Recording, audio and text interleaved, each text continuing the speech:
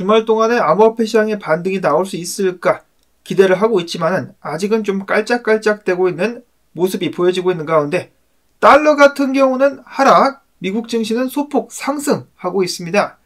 비트코인 다행히도 추가적으로 크게 하락하거나 하진 않았었지만은 또 강한 반등을 보여주고 있지도 못합니다. 어중간한 모습을 보여주고 있는 가운데 그래도 어제 분석 중에 나왔었던 주요 지지 구간은 지켜주고 있는 그나마 다행인 모습이 펼쳐지고 있는 가운데 이더리움 같은 경우는 1948달러 선에서 거래가 진행이 되고 있습니다. 좀 반등을 해가지고 우리들의 주말을 즐겁게 만들어줄 수 있으면 좋겠다라는 희망 아직도 가져보면서 나온 정보들 하나둘씩 보도록 하겠습니다. 월가의 전문가들 내년 금리 인하 전망은 김칫국이다 라는 경고. 그냥 지금 한마디로 예상이 엇갈리고 있다라는 것인데요. 또 다른 월가 전문가들인 골드만삭스라든지 이런 곳들에서는 내년에 연준이 충분히 금리를 인하할 수 있을 것이다라는 예상을 했었죠. 자, 반대 의견을 펼치는 월가의 전문가들 및 연준 총재들이 뭐라고 했는지 잠깐 살펴보도록 하겠습니다.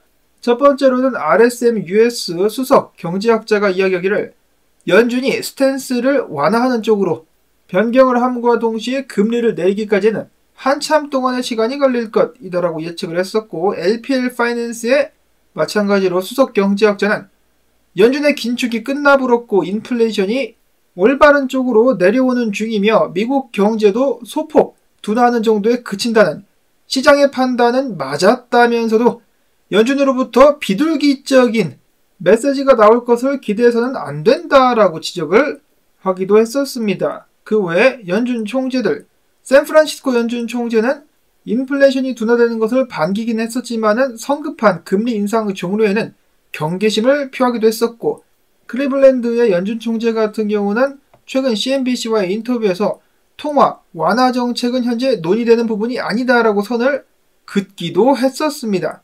즉 지금은 금리 인하를 토론할 상황이 아니며 현재 금리를 어느 정도까지 유지하는지 그것이 관건이 될 것이다 라고 이야기를 하는 것인데요. 여러분들께서 보시기에는 어떻습니까? 내년에 금리 인하가 이루어질 수 있을까요?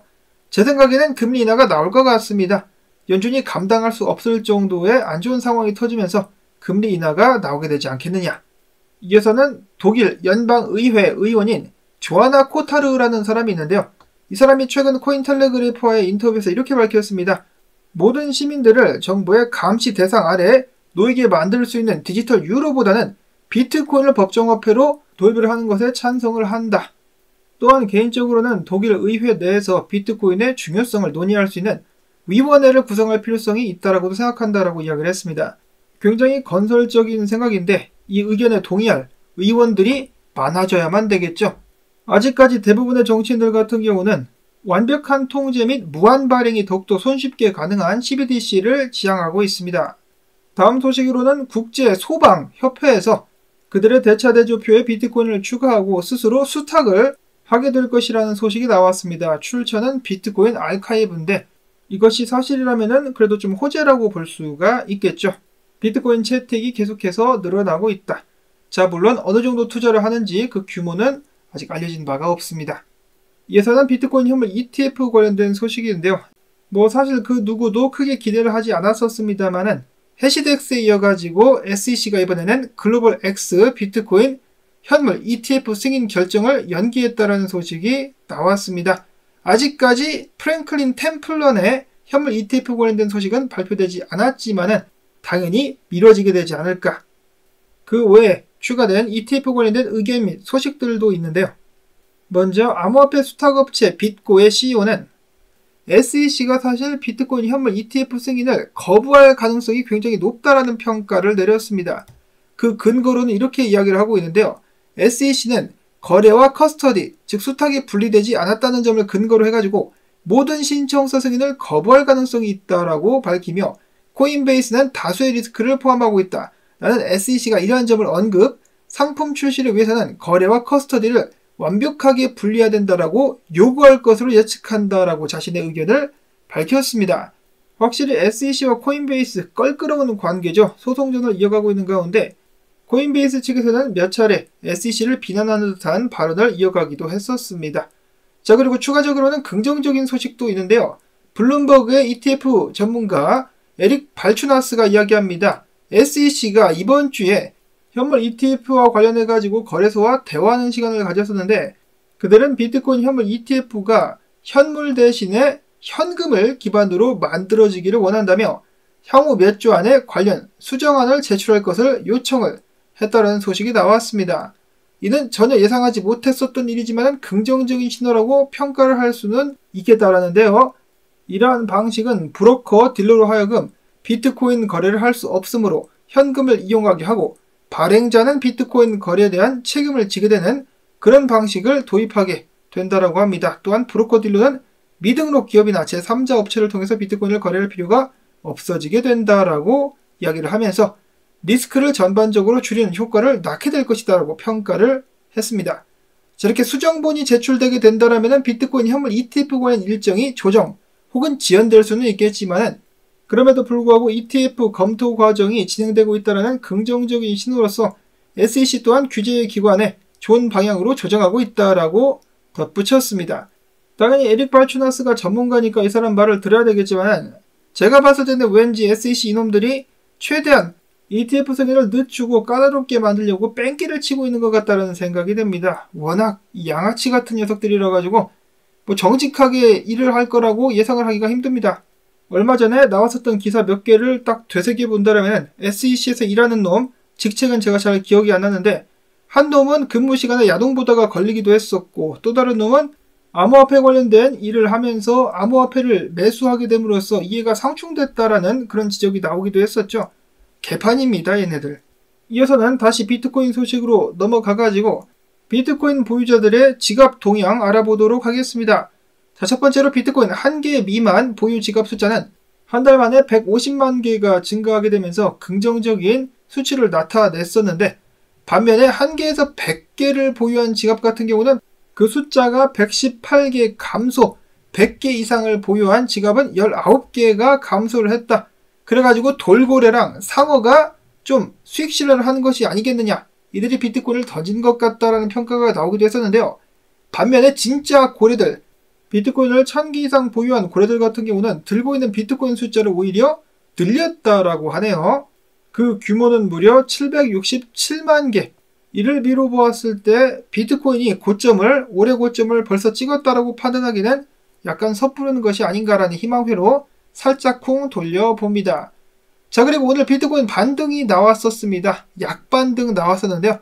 36,000달러 선부터 시작해가지고 36,600달러, 700달러 선까지 쭉 끌어올렸었는데 이 과정 속에서 쇼치고 있던 쇼쟁이들 2억 달러가 화끈하게 청산이 되기도 했었는데요. 해당 반등 같은 경우는 현물 매수에 기반한 것이라고 합니다. 그래서 나름 유의미한 반등이 아니겠느냐.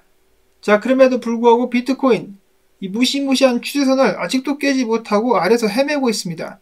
근데 또 맞고 확 떨어지고 있는 것도 아니어가지고 계속해서 두들기면서 깨려고 노력을 하고 있는데요. 닥터 프라핏 분석가 같은 경우는 어제 비트코인이 일봉 21선을 지켜주는 것이 중요하다라고 이야기를 했는데 딱 그 자리 받고 지금 반등을 했다라고 하면서 이 자리가 깨지지 않은 한 그 아래로 내려갈 일은 없을 것이다. 다시 한번 38,000달러대를 비트코인이 도전할 수 있는 가능성에 대해서 이야기를 했습니다. 트레이더 팀 같은 경우는 그렇게 되려면 비트코인이 적어도 36,627달러 위에서 안착을 해줘야 된다라고 이야기를 했는데요. 이 위에서 안착하게 된다면 추가적인 상승을 예측해 볼 수가 있겠으나 해당 추세선 아래로 다시 내려가게 된다면 비트코인은 34,000달러까지도 빠지게 될 수 있다는 예측을 남겼습니다. 여전히 주요 구간에서 치열한 경쟁을 벌이고 있는 곰 세력과 황소 세력들, 승자는 누가 될 것인가? 캐스틸로 트레이딩 같은 경우는 비트코인이 만약에 다시 한번 38,000달러대 정에 도전할 수 있다라면 이번에야말로 깨부시고 올라갈 수 있을 것이다라는 긍정적인 예측을 남겼습니다. 자, 비트코인 힘내가지고 위에 저항 깨고 올라갈 수 있기를 응원을 해보겠고요. 반면에 이더리움 같은 경우는 계속해서 죽을 쓰고 있죠. 안타깝습니다. 스테이킹 규모 같은 경우는 200억 달러까지 성장을 했다. 그래가지고 투자자들이 이더리움을 신뢰하고 있음을 알 수 있겠다라는 긍정적인 소식이 나오기도 했었으나 23만 8,600개 리도에 스테이킹된 물량만 이 정도라고 하는데요. 이럼에도 불구하고 아직까지도 가격은 후달리고 있는 상황. 이런 상황 속에서 이더리움 재단이 대량의 이더리움을 움직였다라는 소식이 나오기도 했었습니다. 정말 다행히도 해당 물량을 거래소로 움직이지는 않았었고, 반면에 한 고래가 계속해서 이더리움을 던지고 있다고 하는데 어제부터 시작해가지고 17,500개를 매도를 했습니다. 진짜 치사하네. 그럼에도 불구하고 군바라는 분석가 같은 경우는 이더리움 지금 현재 차트가 해당 패턴과 비슷한 모습을 보여주고 있기 때문에 상승 한번 아직 쏠 수 있다, 그럴 가능성이 있다라고 긍정적으로 상황을 보고 있었습니다. 돌아라 희망회로.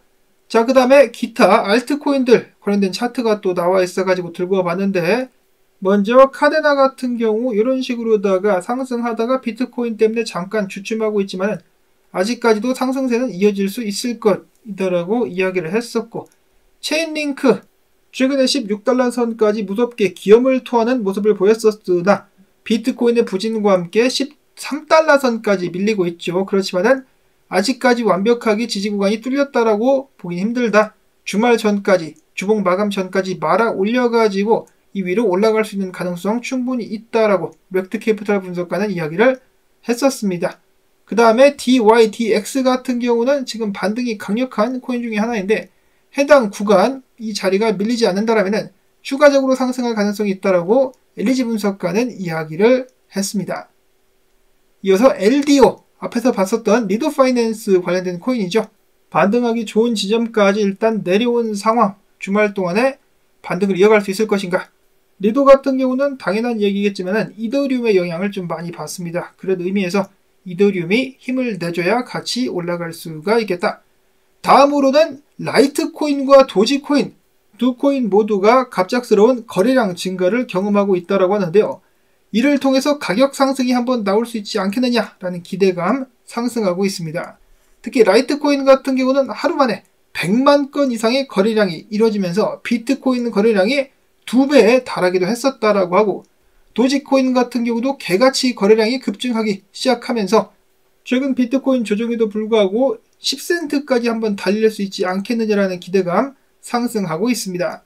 주말 동안에 이러한 일들이 발생하게 되면서 많은 사람들에게 그나마 기쁨과 위로를 안겨다 줄 수 있기를 바라보며, 오늘도 덕분에 자료 찾는 수고를 덜었다라는 의미에서 시청료 가즈아 광조댓 광고 한 편만이라도 마지막까지 틀어주고 좋아요 및 댓글 남겨주기 오늘도 부탁을 드리면서 저는 다음에 새로운 소식 가지고 또 인사를 드리도록 하겠습니다.